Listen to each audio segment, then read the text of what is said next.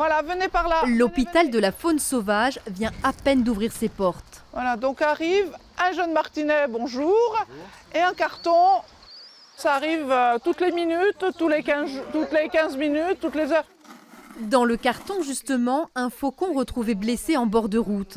Loïc Génie vient de loin pour le confier à l'association. On voit que la faune sauvage, au même titre que nous, mais encore plus eux, ils pâtissent des changements de climat. La moindre des choses, c'est d'aider ces animaux quand on peut. Après un bref examen, l'animal est inscrit dans un registre. Ce rapace est désormais pris en charge par Anaïs Aligon. Elle lui prodigue les premiers soins. Moi, ce que je fais, c'est vraiment de le rendre propre pour essayer de me rendre compte de ce qu'il a.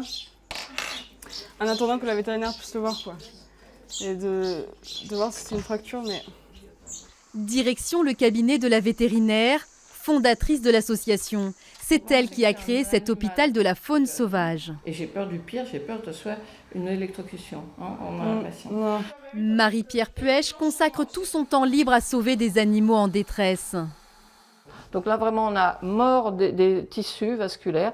On va tout faire pour que ça puisse revivre. Mais là, on sait réparer de l'os, on sait réparer des tissus mous, mais pas refaire vivre. Hérissons, rapaces, chauves-souris, en tout, plus de 600 animaux sauvages sont en convalescence ici. Pas moins de 1000 bénévoles se relaient pour s'occuper d'eux. C'est le cas de Robert Latapi, en charge ce jour-là de 400 bébés martinets. Il faut les nourrir un par un parce qu'ils n'ont pas l'instinct de se nourrir tout seuls pour l'instant. Ils se nourrissent qu'en vol tout seuls en fait. Tant qu'ils sont au nid, normalement ils sont dans les abris des tuiles, c'est les parents qui leur apportent à manger. Comme dans toute clinique, l'état de santé des animaux est suivi de près.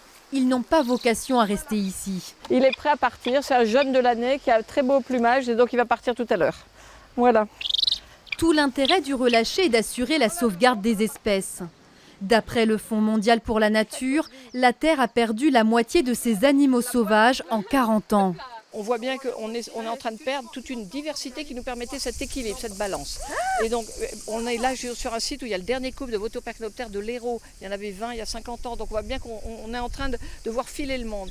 L'hôpital de l'association Goupil Connexion soigne chaque année plus de 2000 animaux. 75% d'entre eux retrouvent la vie sauvage.